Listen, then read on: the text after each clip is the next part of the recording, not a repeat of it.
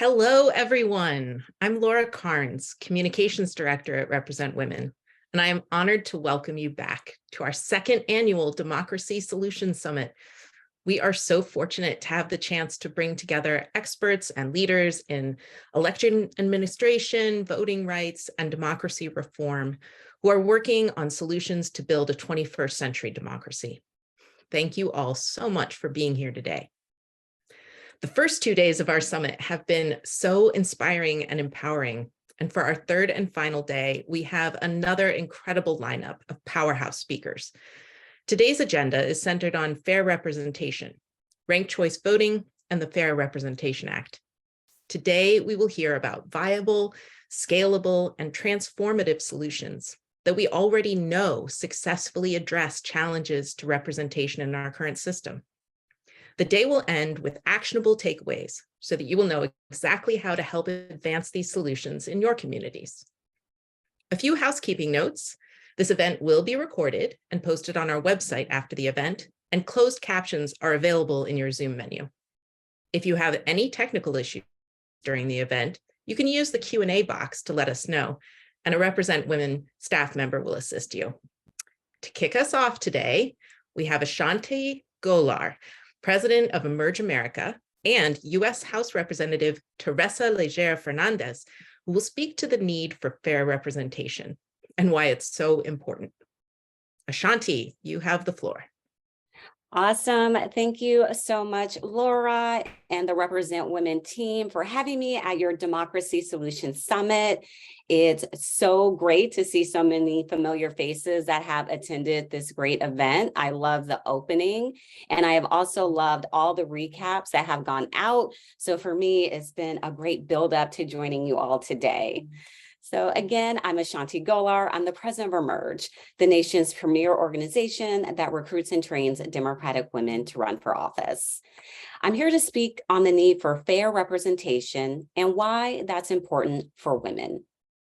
Yesterday, we celebrated International Women's Day. While we live in one of the major countries in the world, we are not a major force as women when it comes to holding elected office like other countries. Despite making up 51% of the population, women do not hold 51% of elected offices in the US. And as you have heard throughout the summit, women just overall are severely underrepresented in all levels of elected office. Women still only make up 28% of Congress and just 33% of state legislative seats nationwide. And that disparity becomes even greater when we look at women of color and other women who make up the powerhouse New American Majority. Black, Brown, and Indigenous women, women of color, LGBTQ women, young women, and unmarried women. Women of the New American Majority are leading the charge for the policy changes our communities so desperately need, from paid leave to abortion rights, from environmental justice to healthcare. Despite that, we are still so far from gender parity, let alone inclusive representation, or even the numbers we need to impact change on the scale that's required. So let's dive a little bit into why that is. I know that everyone here attending this event knows the truth. Women face much larger barriers than men when it comes to running for office. While these barriers are systemic, like racism and sexism, they impact women's real-world experiences every day, such as aggressive comments, all the way to their fundraising totals. It is these individual experiences that add up and create the barriers that hold us all back. Let's look at fundraising, for example. It can be a big barrier for women because often women are conditioned not to ask for money or to talk about money. Moreover, women of color are often passed over by major donors, not being viewed as viable or electable, and I could do a whole conversation on those two words, even while they hold similar credentials as white candidates receiving those donations. When we look at data that came out from an open secret study in 2020, it showed that Black, Latina, Asian American, Native Hawaiian, and Pacific Islander women who are running to represent districts, those districts actually have some of the lowest average household incomes, meaning that they have to raise money outside of their own communities. What does this mean? It means cold calling donors who don't know you. And what happens when you have to cold call people? You have to spend more time explaining yourself and your qualifications for the role and the stakes of your race. It's even more challenging for candidates running for their first race for local seats like school board or county water board when they have no established generational wealth or donor network. While these roles pay a fraction of the minimum wage, again, a totally different conversation we can have, representation from these communities means their schools are finally funded or their drinking water is finally clean. And these positions can be a path to higher office and greater impact. Additionally, women, especially women of color, are frequently judged more on their appearance, their presence, and their vernacular instead of their policies and platforms. Young women also suffer from a lack of representation in office. This is always something that speaks to me so personally as someone who got their political start volunteering in high school. So I have seen this impact firsthand. It's hard to envision yourself in politics, especially running for office, when you've never seen someone your age on the campaign trail before. Now, this summit, because it's so beautifully planned, is not just about naming the challenges women face in reaching fair representation, but talking about the solutions that will drive us there. We must have a two-pronged strategy that involves new thinking around candidate recruitment and training. First, because once we recruit women to run, it needs to be holistic with intersectional training and support programs that elevate women to overcome the obstacles that lock us out of political success. Second, we must change who and how we recruit. While new American majority communities represent a growing force in American politics, they are still underrepresented in office. Collectively, we must make a targeted effort to recruit more of those candidates. At Emerge, for our vision, we will reach over 100,000 women of the new American majority by 2035 to build out a pipeline of candidates running for office at all levels, empowering the future of our country to run, and finally, bringing true parity to our offices. This also relates to the frontline problems facing our democracy and how we can solve those. There are so many amazing women who I meet every single day who would be incredible elected officials delivering for their communities.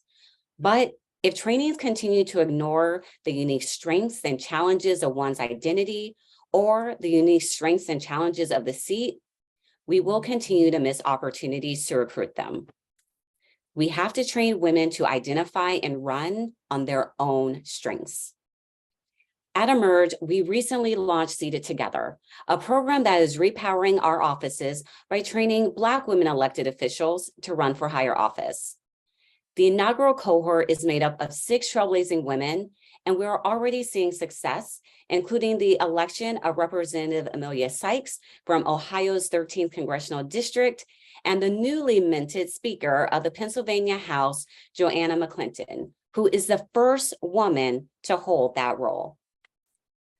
At Emerge, we also just launched the inaugural cohort of Gavel In, our training program specifically for women who want to become judges. By empowering women jurists to run, we will build a more representative judiciary that has the experiences and insights of women on the bench. Innovative solutions like these can propel women forward. By collectively working together to remediate challenges we face, we can elevate women to have a place where they can run successful campaigns. Because in spite of these challenges, and I want to be clear here, because in spite of these challenges, women win elections at the same rate as men. Emerge's win rate is a testament to this. Last year, we had over 650 candidates run in the general election who had a 71% win rate. We are so successful here because we know to win, there's a formula to follow. You have to run the right candidate in the right district at the right time. And that is what Emerge does. It is why we have more than 1,200 of our alums serving an elected office right now. But we know that is not nearly enough, and we can't do this work alone, which is why it was such a privilege and honor to be here today with Represent Women to talk about this issue. So I'm asking all of you to join us. If you're thinking about running for office, you can check out our candidate trainings on our website, emergeamerica.org, and look to see if there is an Emerge affiliate in your state. We support our program alums from inception to policymaking. And once you join the Emerge network, we continue to invest in you. I hope to see you all at a training soon, and I know that you are going to enjoy all of my amazing colleagues in this work who you're going to hear from on day 3 of this amazing summit.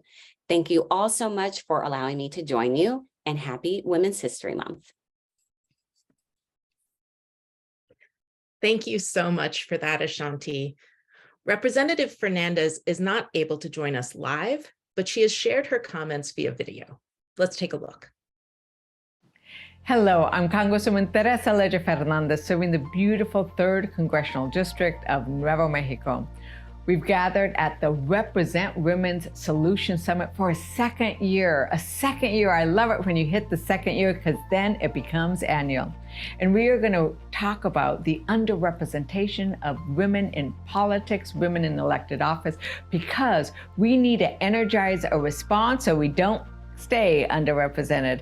I'm the first Latina to represent my district. And this is really shocking because Latinas are very underrepresented in Congress.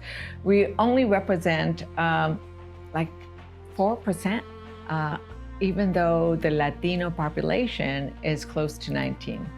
And when Latinas are not at the table to raise the issues that affect our communities, they oftentimes don't get raised, which is why it's so essential that we are there at the table, in the discussions, in the room, when we are talking about what are the problems and what are the solutions. This year, I serve as vice chair on both the Congressional Hispanic Caucus and the Democratic Women's Caucus, because I wanted to make sure that we had a conversation about our issues across these sectors. We need to talk from a Latina lens about equity, about representation, about the economy, about our role to make sure that we have pay equity. But in order to have those conversations, we need to make sure that our democracy itself is stronger. I spent much of my career championing voting rights and election reform before I got to Congress, because I recognize that the ballot box is the very essence of our beloved democracy. We can only advance issues when we can elect leaders who will hear our voices and echo them in Congress, echo them at the City Council, on the Education Board, everywhere. Because the only way the arc of history bends towards justice is if we all lean in together to push the arc in the direction of representation, justice, and freedom. We are all leaning in on democracy. We are all leaning in together, sharing our shoulders against that arc to bring our energetic weight to the struggle. Together, we can do it. Muchísimas gracias.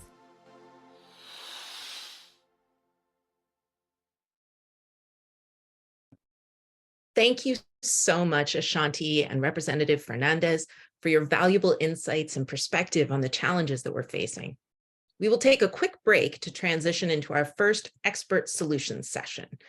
When we come back, we will hear from Rebecca Chavez-Houck, former Utah legislator, leadership coach, and ranked choice voting expert, Nelsie Yang, city council member for St. Paul, Minnesota, and Deb Otis, Research and Policy Director at FairVote. While we transition, we'll have some trivia questions for you all. And if you head over to @RepresentWomen on Twitter, you can send your answers there. We'll see you back here in 1 minute.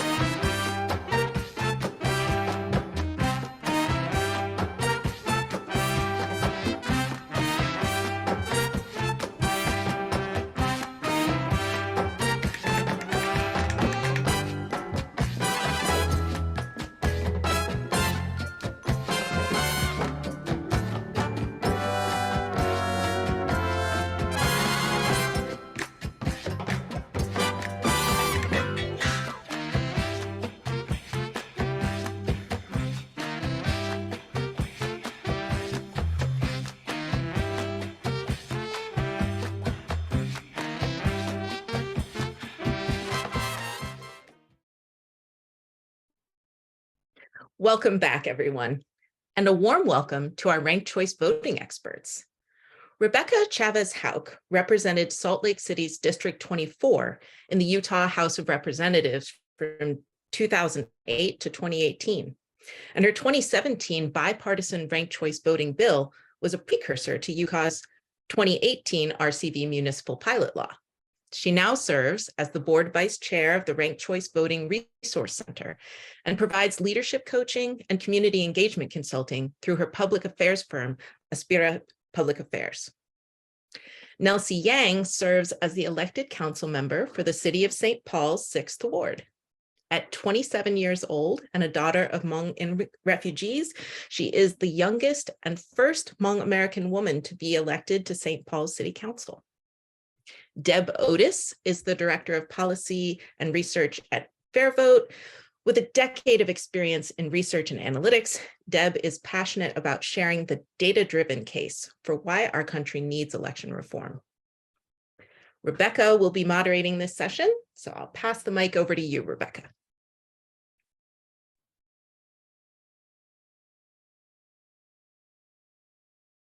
There we go. Here I am. I am so sorry for the delay there, folks. Thank you so much for joining us this afternoon.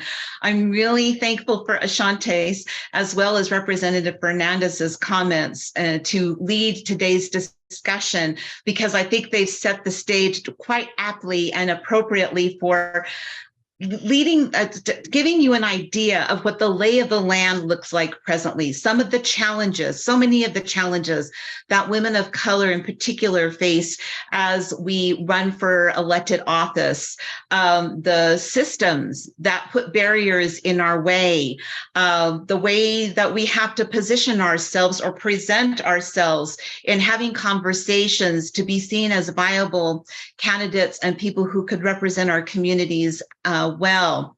And so what's going to be great about today is we've got Council Member Yang from St. Paul, Minnesota here, who, as has been mentioned, is the first Hmong American woman elected as a council member in the history of St. Paul. For those who are not familiar, St. Paul has been using ranked choice voting for the municipal elections since 2011.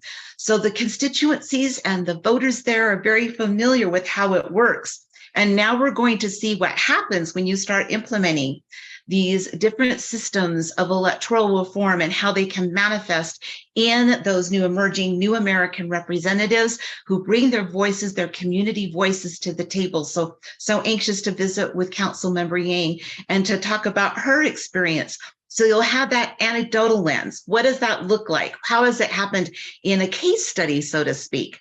We also have Deb Otis, who's with FairVote, and as she's been introduced, our research guru, the person that can show the data that amplifies and augments the representation that we see through the anecdotal experiences of the elected officials that we now have in place all across the country due to reforms like ranked choice voting. So we know the lay of the land as has been represented or shared by Ashanti and by Representative Fernandez. Let's visit with with Council Member Yang about what her experience has been like. So Councilmember Yang, can you tell us a little bit about your journey? What got you here and how ranked choice voting in particular has made such a difference in you being elected and the way elections are run in St. Paul? Thank you so much, Rebecca, for the warm welcome. I'm so sorry if there's background noise. I'm actually at the Capitol because in a half hour, I'm going to be testifying in support of ranked choice voting statewide in Minnesota. So that's really exciting. I also want to give a huge shout out to Represent Women and also to Nelsie from Fair Vote Minnesota for having me as a panelist today. What we're doing here is so meaningful. I have spent almost 10 years doing voter education, educating new voters, folks who have become recently became citizens, and also communities of color, especially folks in my own Hmong American community, about voting. And one of the reasons why I feel it's so important for us to have ranked choice voting statewide and really all across the country is because when we think about political education, it's actually so much more beneficial to everyone that we have a voting system that is the same all across our cities, all across our states in our country. That way, when, no matter if folks are moving or if they're, voting for the first time, what we are educating them about in terms of how they vote is exactly the same information. And for somebody who has spent so much time doing voter education, that is something really, really important to me. And especially as a daughter of refugees who grew up educating my own family, my parents, and also family members about how to vote. So in 2019, I ran for office. I was 23 years old. I was obviously a very young person and also one of color. We talked a bit about my identity as a Hmong daughter of refugees. And to me, being able to run in an election where we did use ranked choice voting was such a phenomenal experience. I've got to say that my 2019 experience was by far one of my favorite experiences in doing electoral organizing. And there's so many reasons why, but one of the first reasons is because I felt like there was very strong camaraderie across all the different campaigns because we knew that we had ranked choice voting and that even if somebody did not have us as their first choice, we wanted to be their second choice and so on. And so in my race in 2019, it was a very contested race. We had 6 candidates, 5 of whom were people of color, including another Hmong woman who I work and see so often in my work, not only in the council, but also out in the community. And so these were all folks who I saw as comrades in the political movement, as partners, and really as like neighbors. And I didn't feel like it was us against them type of narrative at all that we needed to be pushing, but actually needed to figure out, hey, how are we actually aligned in terms of our platform, our values, and then how can we actually go out and educate our community about voting and ranking their choice? Because no matter what, if it isn't me who is elected, we want to make sure that we have the next best candidate, right? Who's someone who shares our values in office. And so that part around building camaraderie through ranked choice voting was very, very significant. And I've also seen that not only in St. Paul, but in other cities where we do have ranked choice voting, we're seeing that we're actually able to elect people who represent our communities. In the East Side where I represent, we are a heavy working class community, so diverse across race, ethnicity, and class, and gender, and age, and disability. And really that is what the future looks like. We are seeing a wave of leaders who look and are from these communities getting elected into office. And for anyone who wants to run for office, even if we believe that we are worth it, that we can win, it is hard for us to actually be able to get there if we don't actually live in a system that supports us.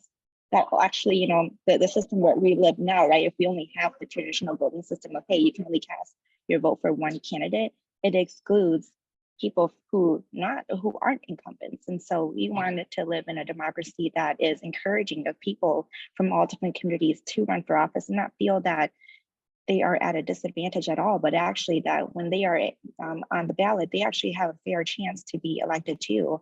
And so to me, I feel like that is how we build a democracy where everyone is in and nobody is out, no exceptions. The last thing I wanted to touch on is that you all heard me share how diverse the slate of candidates was for my race, and that there was another Hmong woman who was in the race with me. I just really love being able to connect with people who at first were thinking, oh, I really don't want to make anyone feel bad at all. I know all of you, or, like you and the other woman candidate, you both are really good friends of mine. I think I'm just going to stay out. That was like how their first reaction was. But after I actually talked to them about ranked choice voting, then they actually said to me, that is really good to know. I'm so glad that I can actually vote for everybody, but rank who my favorite is, all the way to the sixth candidate. And so I really got to see just how insightful and just like the way that people's minds change as they realize that their ability to cast a vote and have more in terms of like being able to more choice and exhausting like their options on the ballot. That was so inspiring, and it really just affirmed to me how important it is for us to have ranked choice voting. So it was a phenomenal experience, and I would want to make sure that everyone gets to have that experience, and also for us to actually set policies in place that allow us to use the system all across the country. Thank you so much, Councilmember Yang. And I would like to speak to experiences we've had here in Utah. For those who aren't familiar, Utah has a municipal pilot project that allows our localities to choose whether or not they want to utilize ranked choice voting. And the pilot has existed since 2019. It sunsets in 2025. But what we are finding is like this last round back in 2021, we had 20 cities in Utah that opted to try ranked choice voting. I will speak for my own city of Salt Lake City. We were so happy to be able to utilize it. We now have a minority majority city council. Only one of those members of the city council is not a millennial. They're all millennials except for one. And so that's anecdotal, but we are seeing it exhibit itself in these case studies of how you see more representation that reflects the communities from which these council members come. And Deb, let's turn to you and have you help us look at it in terms of data. We've got the anecdotal experience, but what does that look like? How are we seeing, especially in these local races, how it makes a difference in diversifying and having true consensus of the governed, true representation of the communities when we utilize ranked choice voting in municipal elections in particular? Sure, thank you so much. These anecdotes are powerful, and the overall story is powerful. There's a good reason that ranked choice voting is the fastest growing election reform in the country right now, because we are seeing the impacts. This reform has had exponential growth over the last 2 decades, because with each new election that we see with ranked choice voting, the impacts become clearer, and these are positive impacts. And so it's understood, it is known that women and candidates of color do better in ranked choice voting elections. And one of my areas of research is why? What are the mechanisms that lead to that improvement? There's one interesting one that one of my amazing colleagues, a brilliant researcher at Fairvote named Sabrina, recently published on. Sometimes we've been calling this the sisterhood score. We looked at how voters who voted for one woman candidate in a ranked choice voting election, were they likely to have their vote transfer and count for another woman candidate also?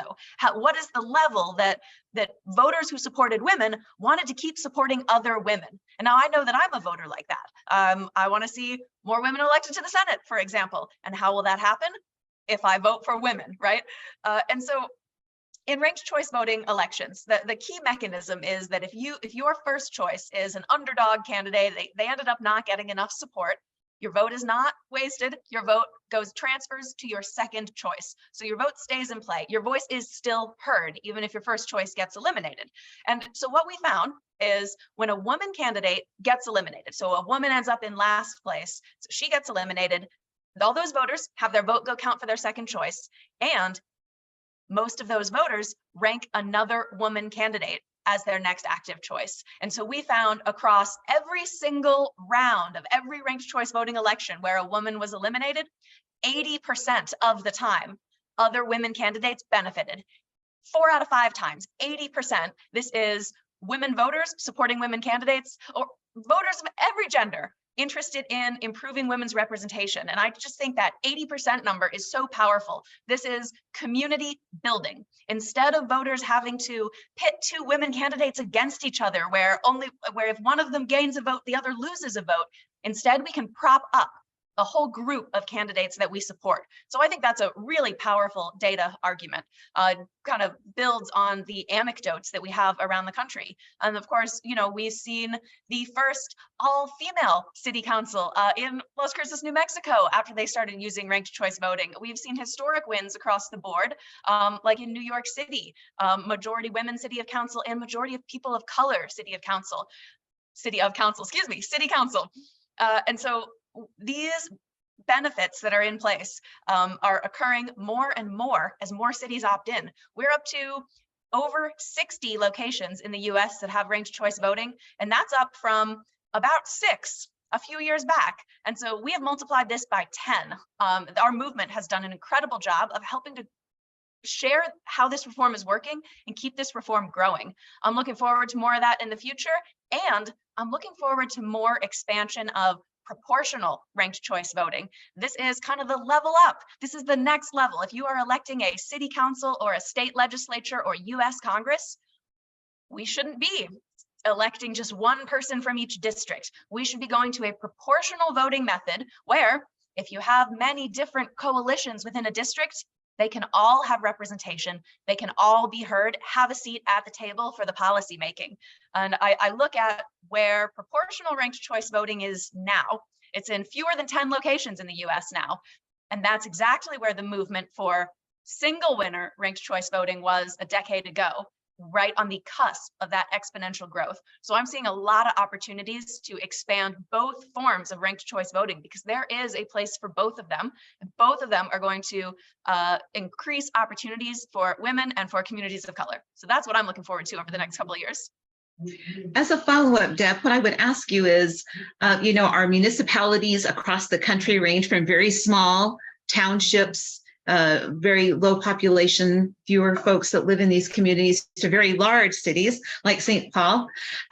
Do you see a distinction in either success rate for women or women of color or participation on the voter level when they know that they have these options before them that might be distinguished from maybe smaller communities versus larger cities, or is it pretty replicate? What do you see there?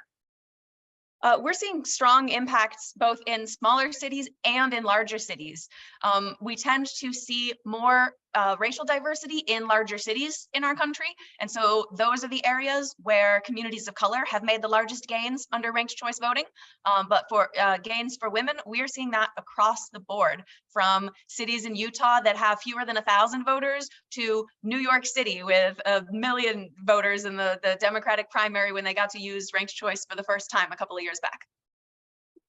And I think that's one thing that I would like to lift up as we have people joining us today, is that it doesn't matter what size your community is. You can be in a smaller community, a rural community, a smaller population center, or a large community, a large city, a large municipal metropolitan area, and voters will benefit regardless of the size of your constituency and of your jurisdiction.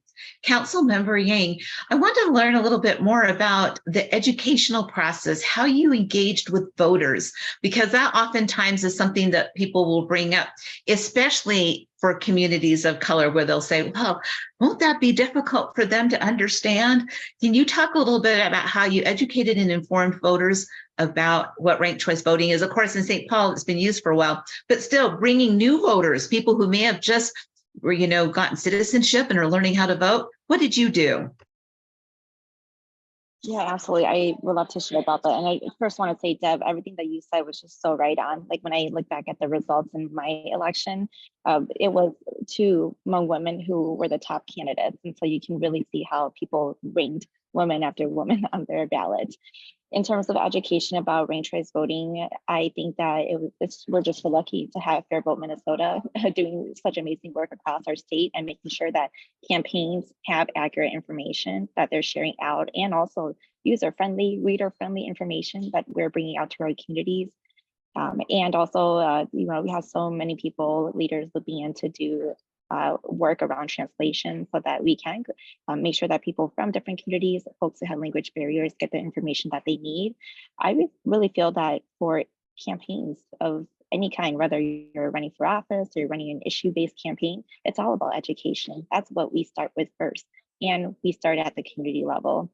And so we have a duty and obligation to be educating like our constituents or voters about how to vote in the first place. And you really have to do that if you want to make sure you win and you want to make sure you have accurate information. So I feel like the information is already there. It's even better if you have like a grassroots organization that can provide you that information, and that you have like strong campaign staff that is multiracial, multilingual doing that work.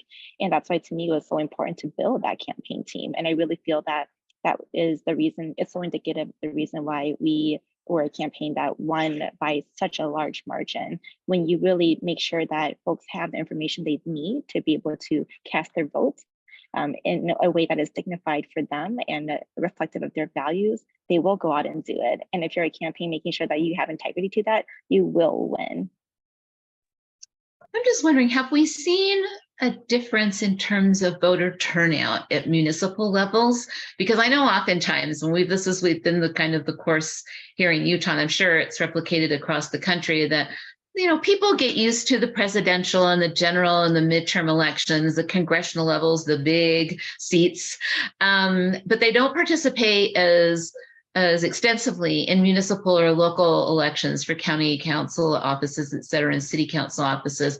What have we seen, either Deb, that you see in the research, or Council Member Yang, in terms of an increase in participation since ranked choice voting is being used at local levels? Well, I'd say the academic research is a little mixed on whether ranked choice improves turnout. I've seen some papers that find that it does, and some papers that find that it doesn't improve turnout. I think one of the biggest ways to improve turnout is to get our elections off of weird months in odd years. Get our municipal elections back on the cycles of the even years in November, when we're doing when the national campaigns are doing a turnout operation, so people are going to show up. As far as ranked choice voting, the style of the ballot doesn't seem to have as much of an impact as things like, when is the election being held? Is there an incumbent running? How much media attention, et cetera? I think the key with ranked choice voting is the voter engagement in the process and with the winners. Councilmember Yang, I suspect you've encountered this.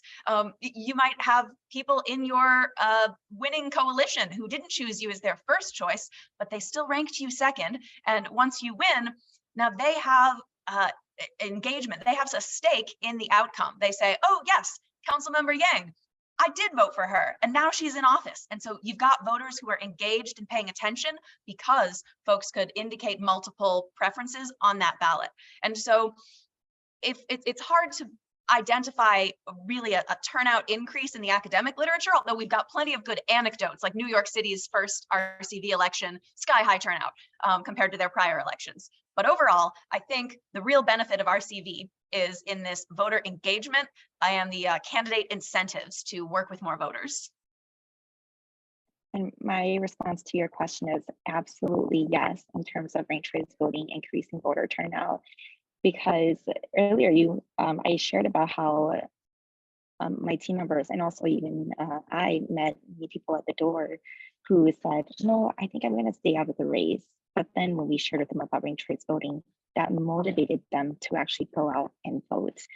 We were able to change our ward from a ward that had the least voter turnout in our city to doubling voter turnout. And that was historical. That's something that we haven't seen in my ward before. And I know that we will only continue to do incredible work that brings voters out to the polls every single year because of ranked choice voting. I think there's an excitement that surrounds when have a ranked choice ballot to look at. I know that in Salt Lake City, prior to utilizing ranked choice voting, when I would go canvassing for local municipal candidates, a lot of times I would run into what you ran into, Councilmember Yang, where people would say, oh my gosh, I like these three people. I can't choose. I don't want to have to choose. I like these two people. Why can't I vote for both of them? They would both be great. And so that was one of the reasons why I, as a legislator, felt so strongly about promoting ranked choice voting. And to start at the municipal level, I want it for all of our elections because I think it would make such a difference. But at the municipal level, since politics at the local level is the one that in some ways is the most intimate. It's the one where, we see the daily impact, whether it's our roads or what's happening in our community at a very personal level, whether our garbage gets picked up, all of these different things. So those municipal level races are so important for that relational piece, and people want to know. They want to know their council members, and they see them in the stores or they see them at events. And so I think that that's why there's more of a, oh my gosh, I don't want to have to choose because these people are great. And the consensus of the governed, when you do have somebody that has a true majority of votes that prevail, and then people like, yeah, that is my representative, that is my council member. So I think that we've all seen that, and I would just really encourage people to understand that at the local level, it can make such a difference. Any other thoughts? I think one thing, I think we're getting close to our time up, but what I would want to ask you as kind of a last question is, what is the most recent aha moment that you've had, or just kind of like, oh my gosh, I never thought about that in the context of why ranked choice voting is such a great option for us to run our elections. And so either Councilmember Yang, from your own experience, an aha moment that you didn't expect, so a surprise, and then same with you, Deb. Well, something I'm thinking a lot about would, it's the legislators who are very resistant to ranked choice voting.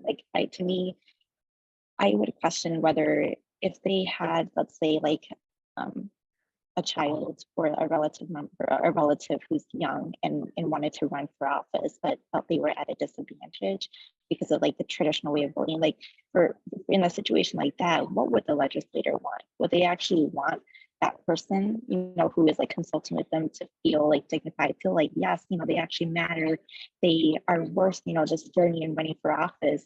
And I think like the answer is yes, they would want that. And so if that's true, then they should support ranked choice voting. And I think that like a lot of the times, people in elected office, they're so concerned and invested in their own re-election race that they really forget about the larger picture, that one day they will not be an elected official anymore. And they have to be invested in the people who come after them, because our work is not just about our lives in a complete vacuum and in isolation, but we have to be invested in the future. And I'm invested in the future. That's why I'm supportive of ranked choice voting. And I want a better future for my son too, and so like, I think that when we actually, just remember to ground ourselves in our work, and that it's for the public, then that's something that will enable us to bring more people along, especially the folks who right now maybe thinking, how do they want to vote for something like this, right? We can definitely get them there. Deb, what about you? What's your aha? I think one of my ahas since I started working in this movement was fully starting to understand the benefits of moving to proportionality, moving to a proportional ranked choice system, like they just voted to do in Portland. I sort of came to this movement as a supporter of single winner ranked choice voting. And then the more I learn about the other version, the level up version, I am just floored by the international evidence about how countries that use proportional representation systems elect more women. The evidence from modeling here in the United States, what would be the likely outcomes if we could do this for Congress, or if we could do this in more of our cities. And it is just incredible across the board. These multi-member districts, you can have multiple women representatives from the same city representing the same district, maybe of different political ideologies. There is room for more women in this tent here. And so it's this understanding of the benefits of proportionality for women's representation and for communities of color that is really how I've grown and how I've seen the aha moments in this movement work. And how about you? Wonderful. My aha has been in seeing how quickly the sea change occurs. I mean, I've known the data has shown that you see more people of color and more women prevail with ranked choice voting. But looking at what happened in Utah, just in the last 2 cycles where we've had cities come on board and utilize ranked choice voting in their municipal races, how many more women in particular are now serving at that local level. I knew it was possible, possible, but to see it happen so rapidly and so quickly was what my aha moment is, and why I'm so excited about continuing the pilot project and seeing more cities across the country adopt this. Yes, it's wonderful to think about it at the higher office level, but I really do see the movement making major inroads in these local elections. So I want to thank you both for your great contributions. Good luck, Councilmember Yang. I hope that your testimony flies and persuades the Minnesota legislature to adopt ranked choice voting with these other races. We'll be watching you, and thank you for being an advocate and an evangelist for ranked choice voting. Deb, thank you always for your research and your great information that helps ground us and helps us quantify what we see is actually what's happening. So everyone, thank you for joining us for this particular session, and Laura will take it from here. Thank you all so much for sharing your wisdom and expertise on ranked choice voting and effective ways to implement this system in such different contexts. We will again take a quick break, and when we come back, we will be joined by Charlotte Clymer, Charlotte Hill, and Saul Mora to talk about proportional systems and the Fair Representation Act. Feel free to take this time to answer the trivia questions from earlier, and we'll have them up again during the break. Head over to our Twitter to play along, and we'll see you back here in 1 minute.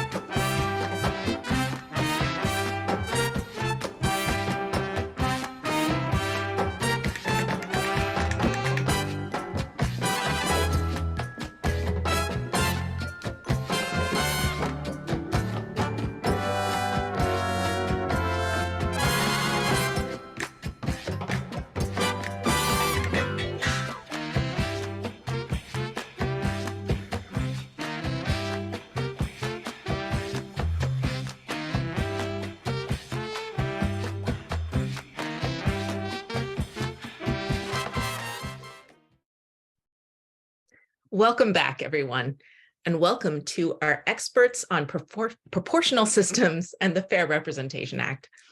Charlotte Hill is the director of the Democracy Policy Initiative at UC Berkeley's Goldman School of Public Policy and the co-founder of Fix Our House, an organization dedicated to promoting proportional representation as an urgently needed reform to address issues in US politics.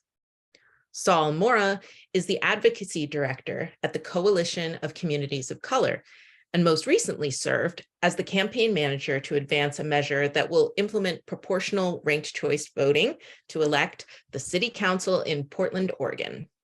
This measure passed with 58% support.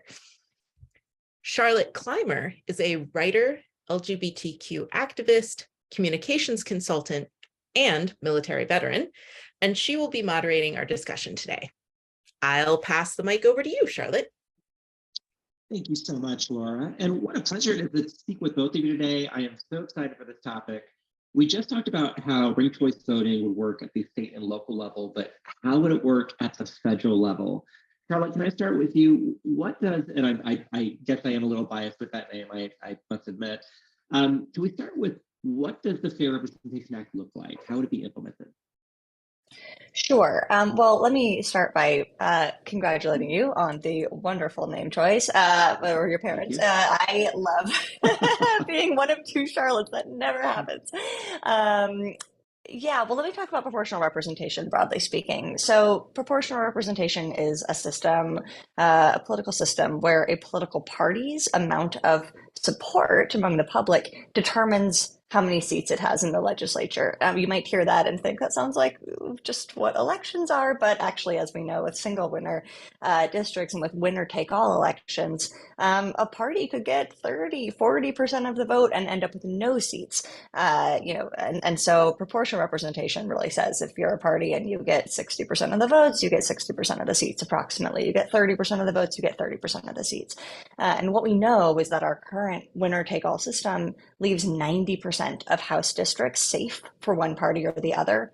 If you're in Oklahoma, all 5 representatives are currently Republicans because Democrats don't make up a plurality in any one district, even though they do make up 1/3 of the state overall. Massachusetts, same problem for the other party. You know, all 9 representatives are Democrats, but Republicans make up about 1/3 of the state and do deserve, you know, I think about 1/3 of the representation. So that's what shifting to proportional representation under a bill like the Fair Representation Act would give us. And Charlotte, this wouldn't just help Democrats. This would help everyone across the board. You know, you take a state like Connecticut, and it has something like 42% GOP support, but everyone there is represented by a Democrat. Yeah, exactly. And you know, I believe, and I think probably most of us here today believe, that every person deserves an equal political voice in this country. We can take issue with which sorts of parties and which sorts of candidates are able to win over the hearts and minds of voters and try to do the work, you know, in parallel or in the future of trying to convince everybody to think exactly like us. You know, we could do that political organizing work, but I think we really need to start from a place of like, let's make sure that people, no matter what they believe and what they want, are able to translate those wishes into political power and into political outcomes. That's what democracy truly should look like, and it's really far from what we have in the US right now. So step one is like, let's get adequate, accurate representation in Congress. And then step 2 is let's make sure that everyone in the country thinks like us, whatever that may Absolutely. be. I could not agree more. I think that's a great plan. So how would this fight gerrymandering? How would this really be the antidote to that? Yeah, and you know, I do want to add to that last topic that, you know, when we're thinking about minority community groups, a lot of the times those can be communities of interest, right? So we have communities of color, working class families. You know, it's not only about the political ideology, but it is also about those different community groups. And I would say that for the Coalition of Communities of Color, that's one of the biggest benefits that we see with proportional representation, is that you are able to get more reflective representation for those community groups that maybe just don't make up 50% of the population under a winner-take-all system. So just really wanted to emphasize that too. And so with proportional representation, you have multiple winners that are getting elected in one election. That is one of the foundational pieces. And so what this would look like at the federal level in the House, it would be 3 members getting elected for that race. And so one of the ways that this really helps with, you know, avoiding gerrymandering is that the districts are bigger in nature. And so you are able to make sure that communities of interest are being kept together within those communities and within those regions. We know that's one thing that is affecting, again, so many different types of communities, not only on the lines of political ideology, but also those other lines. We see a lot of voter of color suppression with those smaller districts where there is only one winner. And so when you have multiple winners, it's increasing the chances that those smaller groups of voters are able to rally behind one candidate. And also they're able to form coalitions. You know, I think the history of my organization in Portland, Oregon, we were formed 20 years ago at a time when a lot of different cultural groups were really fighting for the same slice. And that's something that we're seeing across the board in the country. And we realized we need a coalition where these different community groups can work together to collectively advance cross-cultural collective action. And so I think multi-member districts where you do have multiple members getting elected, it does allow organizations and community groups to do that more effectively, because it's no longer you having to push or champion one candidate, but being able to offer up that slate of candidates and form that coalition. And you know, under this system, so there would be no problem with selecting a second or third candidate, even if maybe you weren't interested in multiple candidates. It doesn't hurt anything to select multiple candidates, right? Could you talk more about that? Yeah, absolutely. So I will say that in the winner-take-all system where voters only have one choice, one, on the voters, it's pushing a form of voting that feels more strategic, right? A lot of the times voters in their experiences, they're electing candidates who are viable and who have a higher chance of winning instead of the candidate that they actually want to represent them. And I will say on the candidate side, it is also hurting candidates because they are afraid of splitting the vote. So let's take communities of color, for example. We are not a monolith. We know that there are so many different intersections that affect the types of candidates that we want to see run for office. But sometimes when you have two candidates of color, they'll have that conversation about the fear of splitting the vote. And so candidates are discouraged from even running for office in the first place. And so when you're looking at an election that has multiple winners, that's no longer something that you have to fear on the candidate side. And voters also don't have to worry as much about hurting multiple candidates because their vote is able to be transferred and they just have a greater use of their ballot. Absolutely. Thank you. That's so well said. Here's a question to both of you. What would be your response to, say, a Republican legislator who's like, well, I'm going to be out of job if I support this system. It's just going to mean that, I get unseated in favor of someone who doesn't agree with my views. What would be your response to that? Who wants to go in first? I mean, Oh, yeah, I mean, I think the reality is that if we change the way that districts are drawn, we change the way how that votes are getting translated into political representation and power, there are individual legislators who will lose a race that they otherwise would have won under a past system. There are individual candidates who would not have been able to win, who will now have an opportunity. And it's a hard reality of any change in political system, and it can make the calculus of like how to build political power and be able to usher these reforms through a legislature of sitting legislators tricky. I'm grateful to groups like Fair Vote that are then working on the actual political calculus around these things. But then we have to go back to the purpose of these laws and the ultimate outcome, which is a right sizing of political influence and political voice among the public, right? Like if a legislator is not able to win power under the system, it's because they don't have sufficient support among the public. Unlike in the current winner-take-all system, where you have a lot of people who should be able to win office given the level of public support for candidates like them, for parties that they belong to. And I think, we actually had a participant in this conversation, right, in the Q&A, that we haven't talked yet about independence. And, there are, 40% or so of Americans who identify as independent who do not affiliate with a political party right now. How many independents do you see serving in the House of Representatives, right? So we would absolutely see more candidates representing that segment of the population getting elected if we, did not dramatically increase the size of the House of Representatives. That would probably mean that some Democrats and Republicans would not be serving in office. And that's kind of the reality of any sort of political shift. But it does move us dramatically in the direction of fair representation for all Americans. And we're not all Democrats or Republicans. There are, a ton of independents in this country. And in fact, most national elections hinge on the independent vote. So it only makes sense that we see a drastic increase in independent representation in Congress. So well said, Charlotte. And so what do you have to say about this? Yeah, I think it is really important that we take a step back and think about the values of a winner-take-all system and the values of proportional systems. Because quite frankly, with the winner-take-all system, there are a lot of times we're seeing a national trend across the country where candidates can get elected even if they don't have a majority of the votes, right? It could be 35%, it could be 40%. And so that means that the candidate doesn't actually have broad support across a, diverse amount of voters. And so with proportional representation, the value really is to give everyone their fair share of representation, regardless of what community group you're coming from, regardless of what ideology you come from.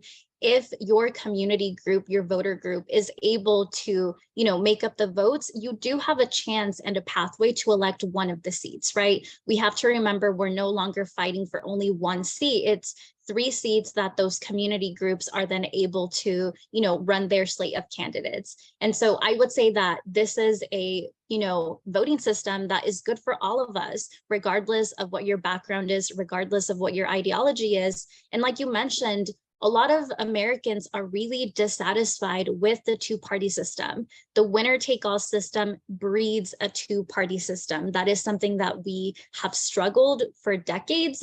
And with proportional systems, it's opening up new opportunities for more first-time candidates to actually get elected. You know, one of my favorite things about proportional representation is that there's a different way for the winning threshold to get calculated, right? And that's actually more accessible to candidates that have never run for office, for candidates that don't have name recognition, for candidates that don't have access to financial resources in the same way that other candidates do. So for example, if you only need 25% plus one of the vote to win, that allows those minority groups to actually have a viable chance of electing a candidate. And it's giving first-time candidates, you know, that real opportunity to actually get elected. And to jump off of that, I think this is going to be an especially important thing for us all to be thinking through as the Supreme Court takes a more hostile orientation toward the Voting Rights Act. And, you know, it could full on dismantle the Voting Rights Act this summer. And it's quite possible, quite likely even, that disenfranchised groups, you know, historically, you know, Black voters, but also Hispanic voters and other voters of color are not going to be able to rely on districting-based claims of racial gerrymandering in order to ensure their representation moving forward. And I think it's incumbent on all of us to be, you know, pushing as much as possible for protections to the Voting Rights Act, and in parallel to be thinking about these structural transformations that may very well need to be adopted in order to ensure that, you know, fair representation moving forward. And I did want to just add one more thing, because I know we're supposed to be talking about the Fair Representation Act in particular. Like, I think it's very important for people to know that this is a piece of legislation that is like in Congress right now. It has a number of co-sponsors. It would establish multi-member districts with ranked choice voting for the House of Representatives. It requires states to adopt independent commissions for their congressional redistricting process. And then it also establishes ranked choice voting without multi-member districts for the Senate, just because we're constitutionally mandated to have 2 senators per state. So PR doesn't work in that context. But I've always found it so exciting that we're not just talking about this in theory, and we're not just talking about what's happening in other countries, but there's actual legislation being proposed in Congress that people can get behind.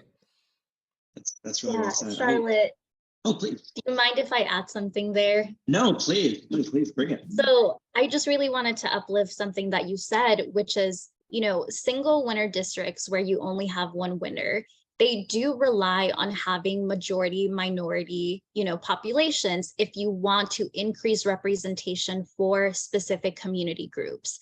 That's something that geographically is not always possible. And I want to use the Portland, Oregon example, because in our city, we had, you know, experts that did different district maps, right, with proportional representation, with single winner districts, really looking at how that would affect communities of color. And what we found was that you couldn't draw a district where people of color were the majority. That just was not a possibility because of the way that gentrification has impacted the city of Portland. You know, there were a lot of other factors. And so sometimes you're just not able to rely on that majority minority, you know, districting. And so with multi-member districts, they're bigger districts. And because you have multiple winners, you don't need that. And so I do want to uplift that. You know, it's super important for communities of color too, that, you know, multi-member districts, again, are creating more of that political viability. And this is a pretty skewed system to begin with. I think sometimes it's easy to lose sight of that because, you know, we're in the fishbowl and it's hard to notice the water around us. But, you know, white men make up 1/3 of the US population, but 2/3 of Congress. 1/3 of the US population, 2/3 of Congress. And when I tell folks that who aren't really aware of the congressional makeup, they're shocked. You know, they didn't think it was that skewed along, you know, gender and race lines, but it is. It feels like such an easy fix to ensure that, you know, our congressional body represents the people, right? What are some other ways that, you know, it's just obvious that our system is just completely imbalanced right now in terms of federal representation? Well, I mean, to speak the obvious, women are dramatically underrepresented in Congress. Women of color are underrepresented. People of color, more broadly, are underrepresented. And when we do look to see, you know, taking the women example for one, when we look abroad to see, you know, the top 25 countries in terms of women's representation, the vast majority of those have proportional representation systems. And I'm wary of time, but I do think I'm a political scientist by training. And, you know, in general, when we're thinking about which political reforms to adopt, we try to start with bright spots and understand what is in place in the places that we would like to emulate. And to me, when I look abroad and see, like, just time and again, I think 2 of the top 25 countries in terms of women's representation have winner-take-all systems. The rest don't. It just doesn't look good for winner-take-all. Like, let's do the thing that we, even as a country, recommend that other countries do when they are creating their constitutions, which is create a thriving, multi-party, multi-winner electoral system. So what would you point to? You know, I really like to think about the political ideology example where we're talking about value-specific ideologies, right? Proportional representation is something that allows candidates that have different ideologies, like supporting environmental justice, supporting renters' rights, supporting working class families. We're able to provide a pathway for those candidates to actually get elected into office, even if they're not running on those traditional 2-party ideologies. So, you know, really for all types of voters, renters, families, etc., it's a voting system that really helps to increase representation for all of us. That's a great answer. We're going to end with an audience question. It comes from, let me see here. Okay, with proportional representation, do less populous parts of a region have a harder time getting the representative they want? Said in another way, wouldn't proportional representation benefit the bigger cities? We have 2 minutes left, and I'd love for you to both answer that. Oops, wrong button. I actually think it's the opposite.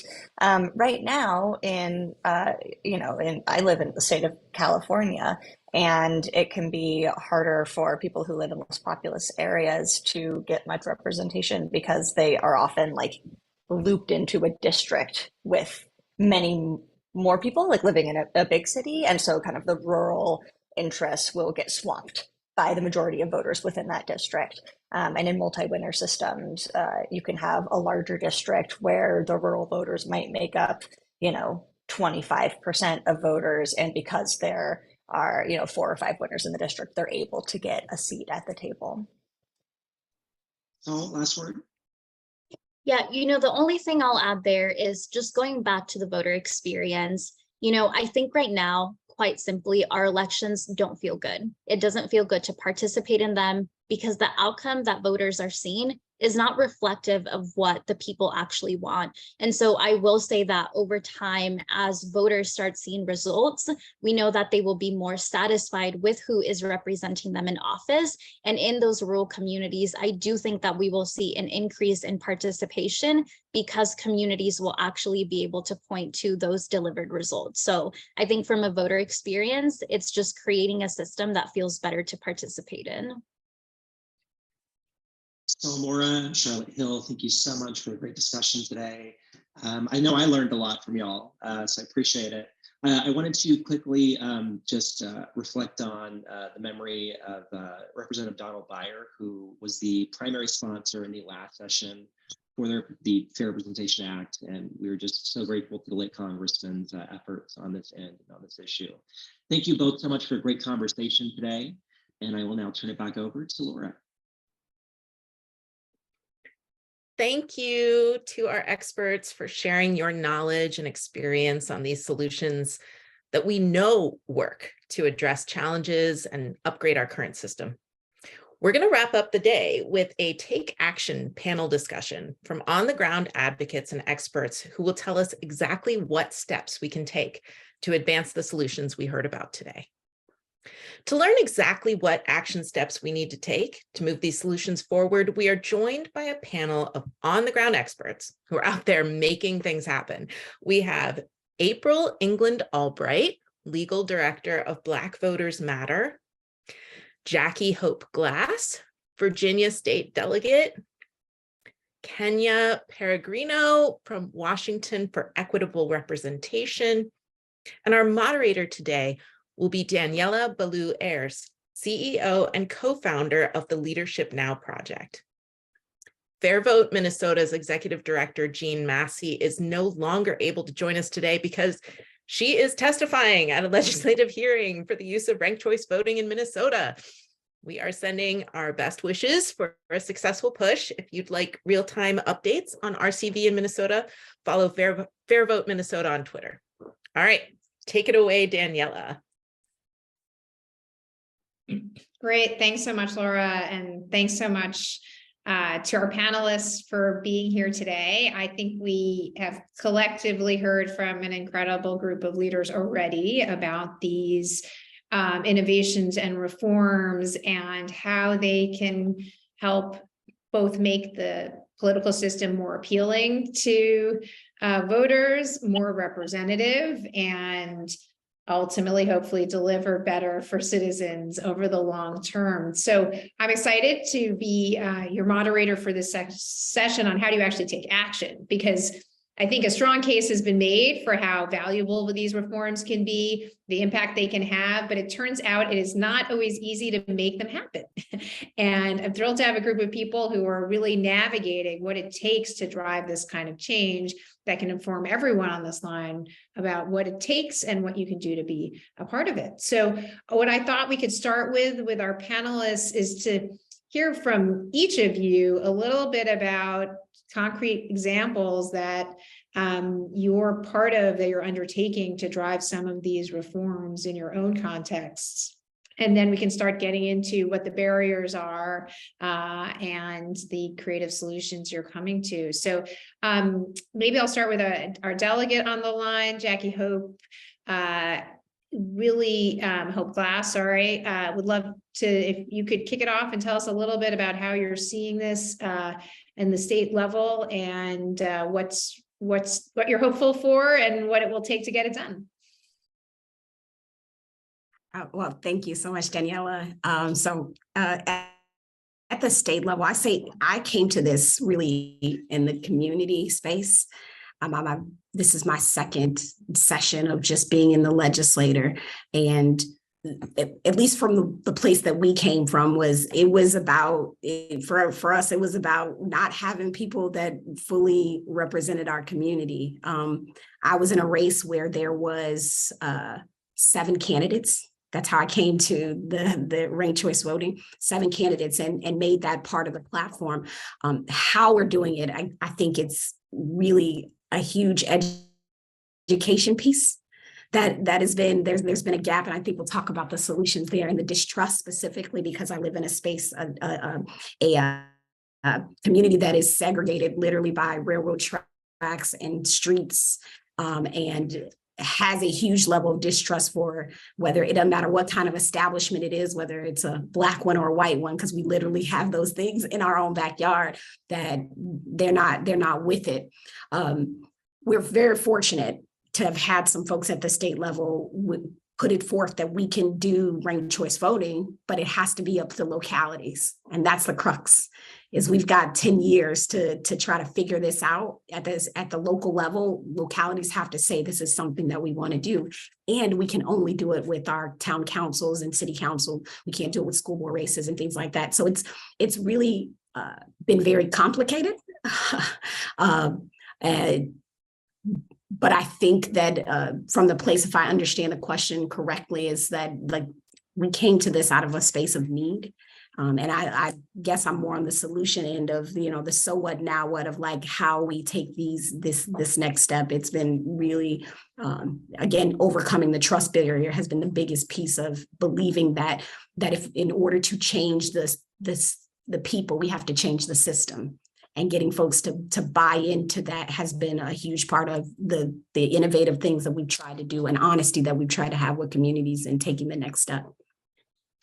And so just a quick follow-up on that. Do you feel like the level of, are you still in the phase of educating voters on what is ranked choice voting? What is it going to take to use it? Or is there kind of are you finding that there's a openness and interest in these reforms? Yeah, it depends on what side of town you're on, right? Like there is, when I'm in the, you know, the wealthy, more affluent neighborhoods, they're like, I get it. I understand why. How can I help? Which is why when we initially started in our area, there were 2 white guys that showed up and was like, yeah, let's get it. I was like, but no. Yes and no, right? Like, yes, I need you, but I need you to understand that we can't show up on this issue as a white dude issue or a white people issue, right? So we are genuinely still educating folks across the Commonwealth. We've had some localities. I think Arlington was one of the first to adopt and say, hey, we're going to give this a go. Arlington, Virginia was the first to say that they're going to give it a go. But I think where we are in Virginia is, even within our own party, we're still trying to get people to buy into this. You're asking, especially on the elected front, you're asking us to be consenting victims, essentially, right? Like consent to having to work for it every single time. And that's hard. That's a hard pill for some of my colleagues to swallow. I don't know that they will outright say that, you know, ranked choice voting is scary because you about to make me have to work, or I could probably not be in this space and place. I don't know that you'll get many of them to outwardly say it, but I do think that there is a holding of hands at the legislator level, at the local level, and on the ground of fear and distrust. So that I do feel like there is an education gap, and I don't think everyone's going to meet us after they are fully educated and the data shows them this is the place we need to go, but we don't stop having those conversations. Yeah, no, that's really helpful. And that is the first barrier for sure. April, England-Albright, I'm interested to hear more about how you think about how these priorities fit into your agenda. Black Voters Matter. How are you thinking about ranked choice voting, the Fair Representation Act? What's the, for your constituencies, what's the level of interest, enthusiasm for these reforms, and what's next for you? Yeah, thank you for having us today. We entered this space really following the footsteps of Professor Attorney Lonnie Guinier, who was a champion for expanding voting rights, for minority participation in this country. And what I mean is she was very interested, and of course, like her, one of our agenda, items is fighting against voter suppression and enhancing voter protection rights, in this country. But like her, we understand its limitations, right? Being in this fight to deal with gerrymandering, dealing, with efforts to, weaponize the administration of elections, where you're constantly having to fight against those issues. We've got to find stronger protections, right? That the Constitution wouldn't limit.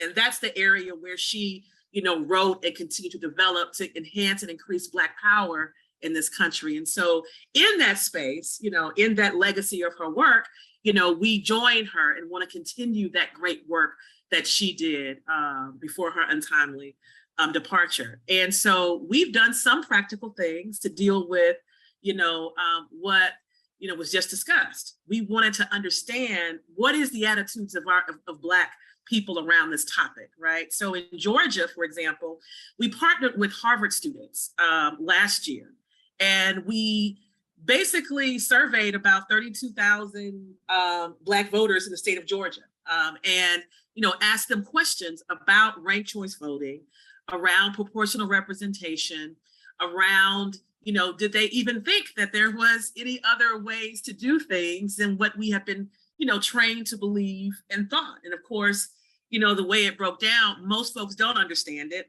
Most people, when they see when they hear ranked choice voting, they think it's chaos. They think of places like Iowa and what happened there. They even see recently what happened in New York and are confused, by the candidate that survived at the end of the day. So, it let us know very firmly that the attitudes around it, while people are open, they're not sure that it will work on the behalf of Black voters to increase representation. And as the Secretary of State in Georgia now is a fan of ranked choice voting because, he sees the traditional runoff race as very anti-Republican in a state like Georgia, which is an anomaly because everywhere else, runoff elections, fare well for them. But in 2 election cycles in the state of Georgia, it did not work well. So now there's this proponents of, now the Republicans are supporting the passage of a legislation that was offered a couple of years ago by a Democratic representative here in the state of Georgia. So that, of course, is even increasing more suspicion around whether or not this is something that, we should do. But I will say quickly that, as the panelists before talked about, there are many examples of what ranked choice voting should look like, right?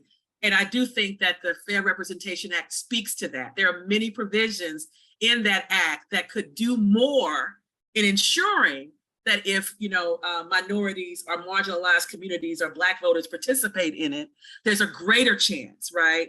When you're talking about having multiple representatives elected in one cycle, right?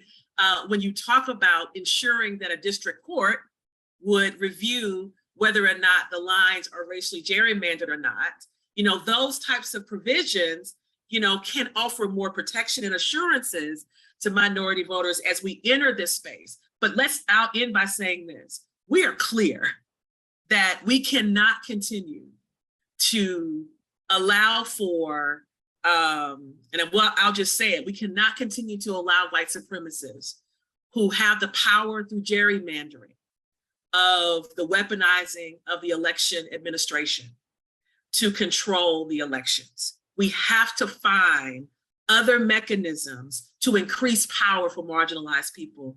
If we do not begin to explore ranked choice voting and the plural district voting and all of those other and proportional representation, where we start to venture into the question in America, can we, like parliamentarian kind of, countries, can we too figure out how to ensure by representation, people will have those guaranteed seats? We've got to start those discussions now. Education is vital, but we've got to explore at the very local level, right? Where you don't have the confinements in some areas, unless you get preempted by the state. But if you don't get preempted by the state, perhaps we can have opportunities to explore that at the municipal level. And that is what we are working on this year, finding those right places where we can begin to get communities to do ballot initiatives to support at their local level, exploring ranked choice voting and other types, of democratic tools to increase representation. Great. Encouraging, and also I think helpful to understand, to hear you echo the trust gap that needs to be really considered and overcome as these reforms get implemented. Kenia, Peregrino, I would love to hear more about how you're seeing, what's your action agenda? What are you seeing as opportunities and risks in your work at Washington for equitable representation? Thank you. Yeah, definitely. As a coalition that works prominently with communities that are directly impacted, we've taken this statewide approach, but also a local, where we've been advocating at a state level for different bills. For example, this session, we worked on the presidential primaries bill, which would allow for the use of ranked choice voting for presidential primaries. But we are able to see these blocks in legislators and challenging that status quo, and then being hesitant for the use of ranked choice voting, and specifically the Secretary of State, Steve Hobbs, blocking the bill, and seeing that in spite of having 20 co-sponsors, the bill wasn't scheduled for a hearing. So we're seeing a lot of blocks at a state level, and it's been a slow path. We've also have been advocating for the local options bill, would lift the statewide ban on ranked choice voting, so that localities that want to adopt ranked choice voting are able to. And we definitely have seen more successes with ranked choice voting at a local level, where we were able to win ranked choice voting in the city of Seattle by popular vote. So we did work on that Seattle ballot campaign with along with other organizations, and also working on making improvements on the Washington Voting Rights Act, which make it easier for plaintiffs and communities that are being disenfranchised, or other communities in our state that don't have the representation, sorry, the representation that they deserve to be able to bring suits and be able to cover the legal expenses of bringing forward that suit. Great. So it sounds like as you're facing barriers at the state level, that kind of local experimentation is the kind of workaround to then come up through the system. I'm going to ask you a question that I'm going to ask others as well, which is, for your constituencies and for the public and legislators you're working with, what's the best argument? What's the argument that wins most or gets you the most support for ranked choice voting as you're trying to make the case? I think the most common one is specifically Washington. 2008 passed a lot of voter legislation. And there's this belief that Washington, has a lot of those laws that support the system to be more progressive or is truly representative. But I think outlining the case for ranked choice voting and proportional representation, in the case of Yakima, where we saw a lot of like pushback and like the struggle for Latinos to have representation. I think making the case for how even though we are a very progressive state with these laws, there's still a gap in representation for certain communities that aren't able to elect a candidate that understands the needs and reflects the needs of their community, has been a winner. I think in opposition to that, there's a lot of pushback, specifically from the Secretary of State, saying that voters are not educated and voters are going to have to need a lot of education to understand ranked choice voting. And that specifically communities of color and communities, that speak either one language and those in the disability community would not be able to understand ranked choice voting.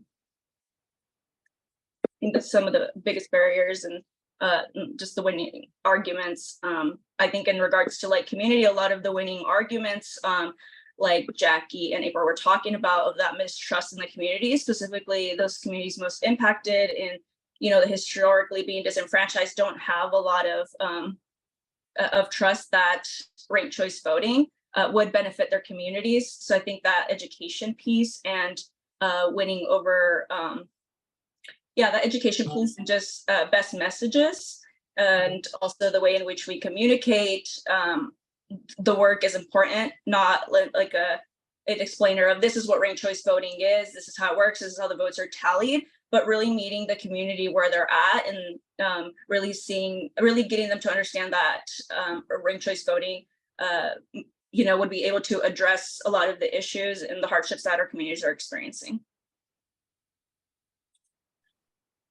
Interesting. Yeah, I mean, I think as we look across ranked choice voting happening at a state level in states like Alaska or Maine, or at a local level, I think you can often find both Republicans and Democrats who don't like it, which sometimes either means it's perhaps it's more a context specific, who thinks they could lose out from it or otherwise. So I don't know if we should take that as for sure a good argument, but that it's not something that universally benefits one side or the other, but instead gets better representation of a broader set of communities, which is, I think, really interesting. What are you finding, Jackie, in Virginia are kind of our winning arguments for ranked choice voting or for the broader set of reforms like multi-member districts that are in the Fair Representation Act? Right. So when I'm having this conversation, I always start by asking, do you want to see different people? Right. And the answer most times is yes, right? Because parts of our systems are broken. And so what we do is really talk about electoral reform as something that's not as big as the word electoral reform. Like we can talk about what we want in those sorts of ways. But I think when it comes down to really connecting with people on ranked choice voting, the first question we ask is what does it mean to win? I think as human beings, we all live on this 100% model, right? Like we all believe like 100% is all, right? And so the next question is, okay, so if 100% is all, then what should it take to win, right? What does the winner need to get? And they're like, well, you got to at least have more than half. Agree. So like 50.1, right? Absolutely. So do you believe that that should happen in our elections? Like that the winner should at least get 50.1% of the votes? Well, yeah. Well, that doesn't happen, right? That doesn't happen in our side of town. The last election that was won for a council seat was with 37% of the vote thereabout. And I was like, that's crazy, right? So more people didn't vote for this person, regardless of who it was, right? More people said no, or maybe could have said yes. And so that's where we sort of interface of like, we all understand what fair is and what winning is. So like, let's look at that with our electoral system. How do we get to that where we get more fair and we have a true winner? We have to get more than 50% of the vote. And what I try to do, now in this new role as a legislator is every time I'm meeting with people, I make them do ranked choice voting and they don't know they're doing it, right? Like I'll say, all right, guys, so like I'm sending everyone a link. Can you hit the QR code reader? I want you to rank your top issues in the community for me. And there's a couple different websites where you can do this, right? Like trying to desensitize people to it and then bring up ranked choice voting has been real helpful. I do it in classrooms with kids. All right, guys, tell me, I want you guys to rank your favorite candy bar, right? Because I'm only going to buy one. I'm only going to bring the class one and get them to say, all right, we've got, and really look at how we bunch those things together and show folks, you're already doing ranked choice voting when you show me your top issues. If there's one thing I'm going to address, I'm going to go with what makes it, while the cream is going to rise to the top. Do you know what I'm saying? So I find that if we there's a level of simplicity in this work that we can have to bring people into at least saying, okay, I see why this is necessary. And then it comes to the harder lift of then how does it work? Can the machine do it? Can that part becomes the heavier lift more so than getting them to buy in if we just keep it ABC and 1, 2, 3. Absolutely. Yes. With my kids, like rank pizza, French fries, and hamburgers. Let's start there. Yeah. As April, you spoke about the Fair Representation Act in your work, and curious to the extent, is that something that you're kind of having broader conversations and working to kind of figure out how to make the case for to your audiences? Or are you focusing on, ranked choice voting as a specific issue? How are you thinking about what resonates and what you're working to bring people around? I think we're doing both because there are some, bread and butter at the table discussions that ranked choice voting can offer in a pragmatic real-time way because you have specific examples of it being exercised in different places. So it's a real, pragmatic way to kind of help people experiment with the idea. But, the Fair Representation Act is a more ideological, framework. I think that we've got to pull, because at the end of the day, it's great to say you have this option, but it's more important and has been important for Black people in this country to understand ideologically where we're trying to go, right? That we are literally trying to remake a country that did not include us in its constitution. And so each and every time we do something, whether it is, fighting for a Voting Rights Act, right?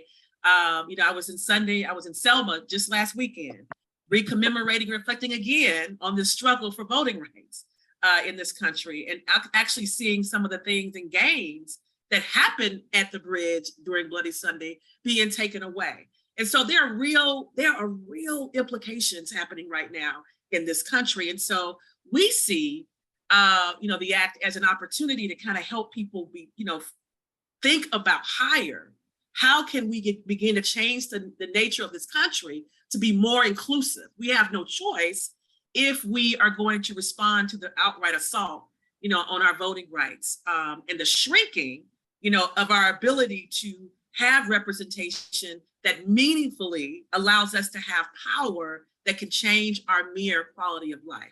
So we see that both discussions are absolutely vital in our, in our community. And ranked choice voting in a small way helps us to start experiment and gain more comfort, to build the muscle of doing things differently.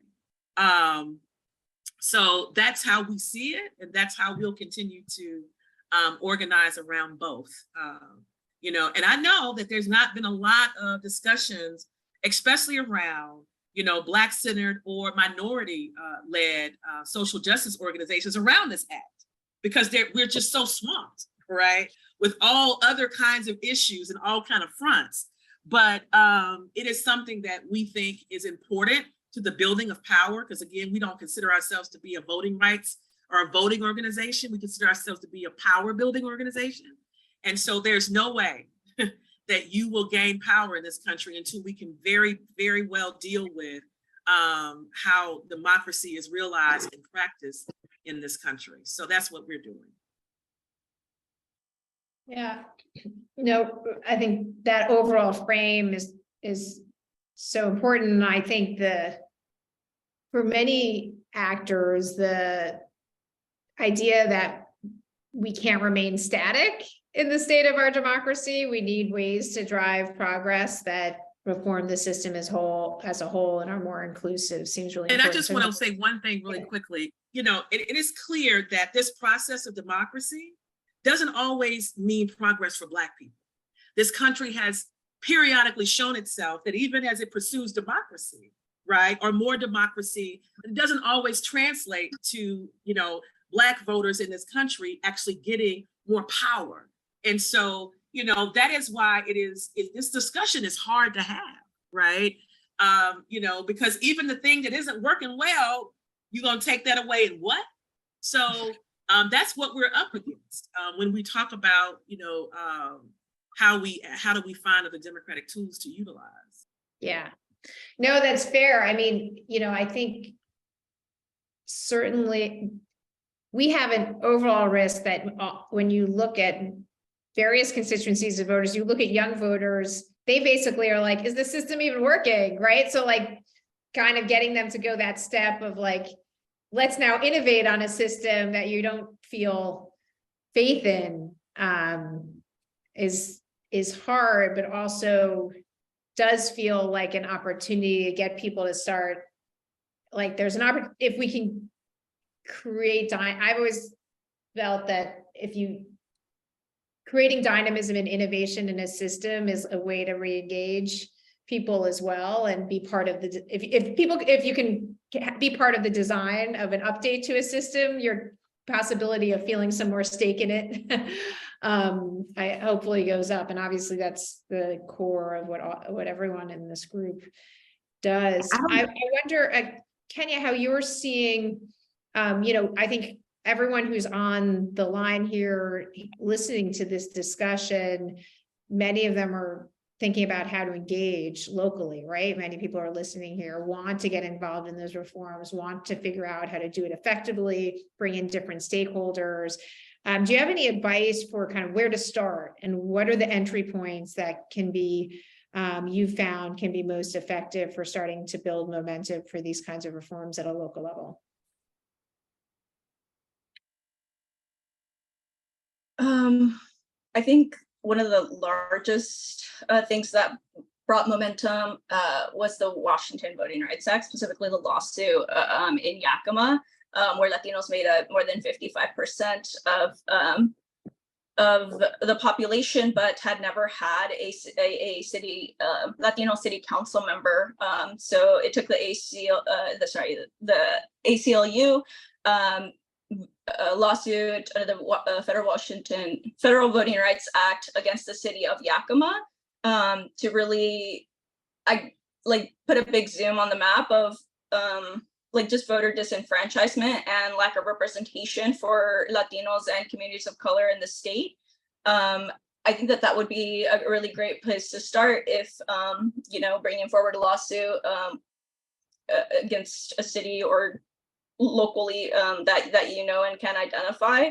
I also think that coalition building and organizing in your community is also really important, and doing a lot of the education specifically around why the system needs to be needs to be reimagined.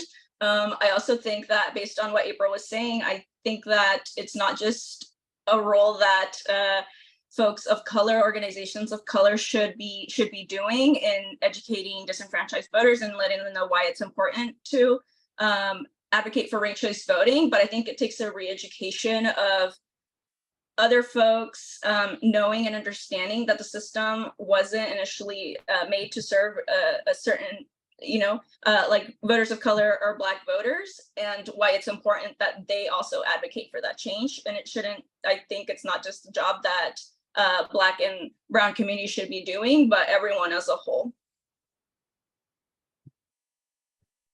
Yeah, well said.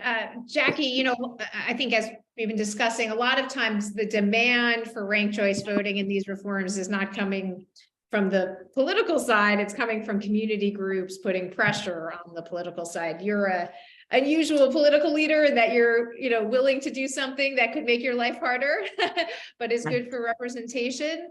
How can you think, as individuals and local groups are thinking about pushing forward this agenda, how can they partner with and identify like-minded political leaders to work with, and how can that help advance this agenda more quickly?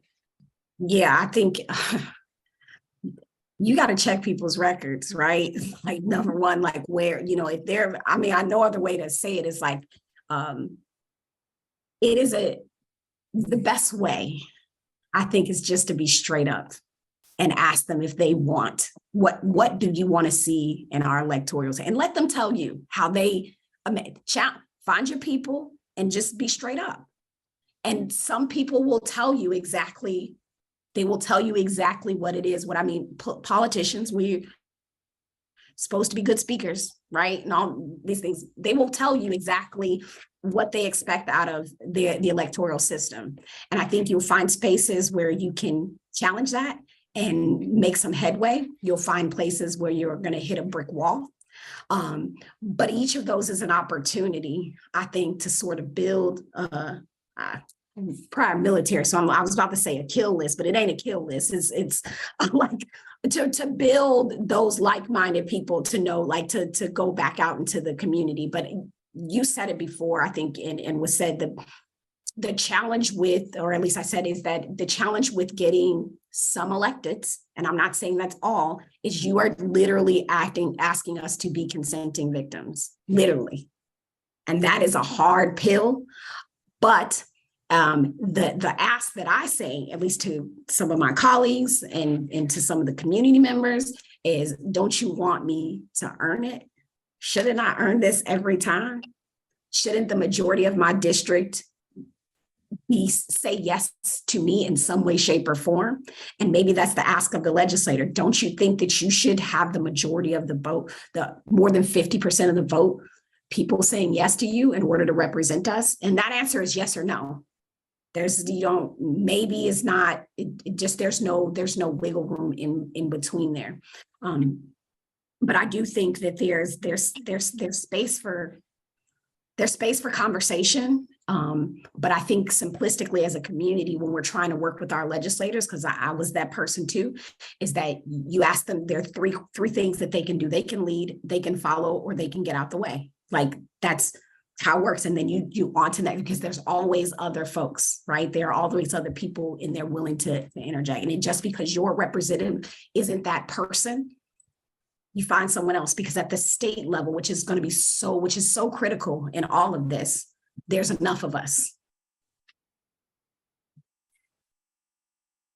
I love that advice. Lead, follow, or get out of the way. I think that is that is a critical question to ask. Yeah, own that. Let me just say, I don't own that. Jadena is a rapper, and fair enough. Along with the chief, and he said it, and I believe it. That's the choices. But it applies extremely well to political leaders. Absolutely, yes. April, love your thoughts, because we're getting towards the end of our time. Where do we go from here? I think the ambition of these efforts is to move accelerate progress on these reforms, but also do it inclusively and do it in a way where we're really building a robust, informed base of support across many communities. So what do you think it's going to take to get there? We have seen throughout history in this country, each of us on this screen were not contemplated in the Constitution. But yet we have been single-handedly responsible for 27 amendments later and the continued change and evolution of policy. And so I think the next step is remembering that, you know, we have a powerful coalition that's reflected on the screen, but certainly not limited to the screen. And we've got to do some active work, right? We've got to do some active work on coming together and continuing to answer the question, because this is not the first time we're asking this question, right? All of our efforts, all of our suffrage movements, all of our civil rights movements, you know, have been about how do you make this country more inclusive for the people who live here, right? So they can have a better quality of life, so they can be a part of controlling where the resources go. So next steps is how do we take this discussion that we're having on the screen and make it happen real time, you know, in our communities that we live in and that we breathe in and that we organize in. And I think that we've got to take this discussion, just like we talk about police brutality, just like we talk about issues of reproductive justice, just like we talk about issues of immigration justice, our environmental justice.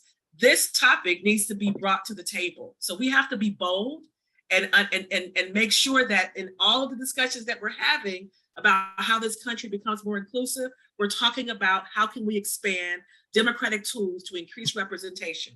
It is a shame that to this day, the Senate is still 90% white male. That's what we're talking about. And that should be different.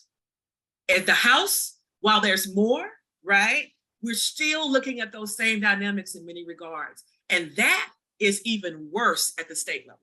So we've got work to do, but our coalitions, right, that we build and we are deliberate and intentional about is what's going to make it come to pass, just like we made the 14th, 15th, 16th, 19th, you know, amendments come to pass, you know, in this country.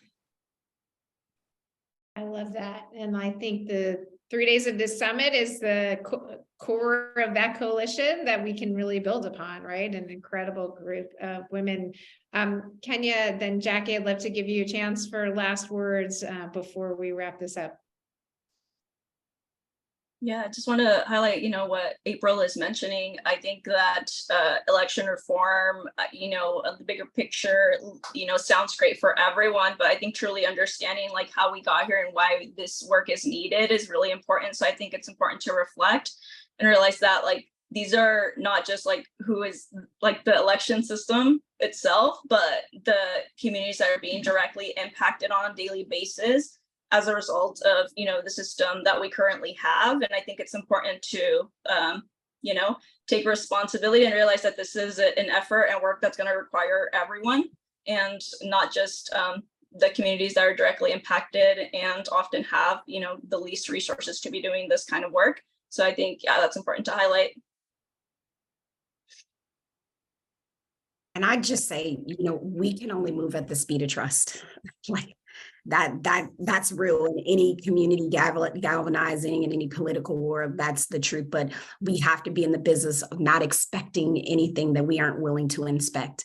And we've got a system that needs some inspection, right? Like, so if we're going to get to work, I mean, I think we do. I think April said it perfectly of like, we have to kind of boldly, not kind of, what I'm saying kind of, we have to boldly walk towards this change and drag folks along with us. It can't just be us. There's a labor, I'm sure, that comes with what each of April and Kenia do as well. There's a labor that comes with it. And the way to get elected to do what you want them to do is get their people to buy into what you're doing. And so like there's opportunity in space. And I think there's folks across the country, at least I've found, that are just willing to be good conduits to helping the community, whether it's in Alaska or it's in Bakersfield, California, help take those steps, because the more we know, the more we grow as a unit.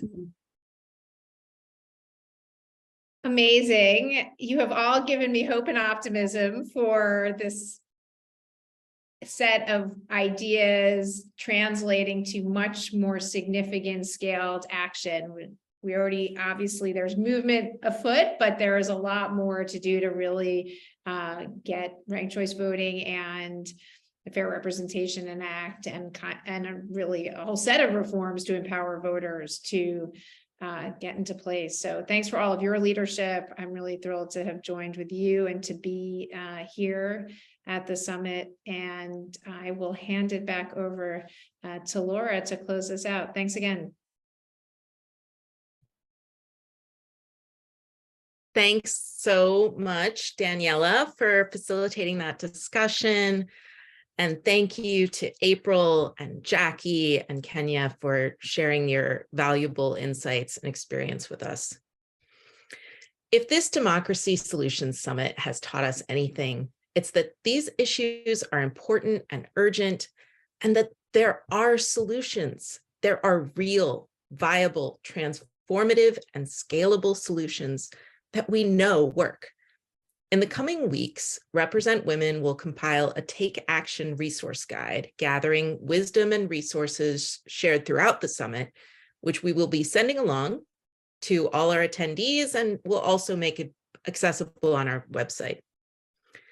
Over the past 3 days, we have heard from a cohort of inspiring leaders, reformers, and public servants who are out there working to make our democracy more inclusive, fair, and representative. I know all of us here at Represent Women are grateful for the chance to facilitate these kinds of conversations, because we know that together we can be a powerful force for change. Thank you again for joining us. We hope you enjoyed your time here, and we look forward to welcoming you back to events in the future. Have a great day.